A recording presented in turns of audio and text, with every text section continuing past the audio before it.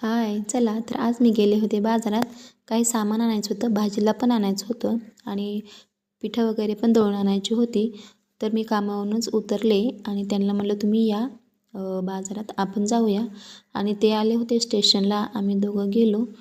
अ, गव्हाचं पण दळण संपलं होतं आणि मी एकदा गेले तर सगळंच घेऊन येते, भाजीपाला, दळण, काही किराणा सामान राहिलं असेल तर घेऊन येते. आणि आम्ही घेतली भाजी थोडी. भाजीला आता खरंच खूप महाग आहे, तरी पण भाजीला तर लागतंच डब्याला मुलांच्या. त्याच्यानंतर आम्ही किराणा बाजारात गेलो. तिथं गहू थोडे घेतले आणि त्याच्यानंतर गिरणीत गेलो आणि पीठ दळून घेतले. आणि मग हे सगळं करून आम्ही आलो घरी.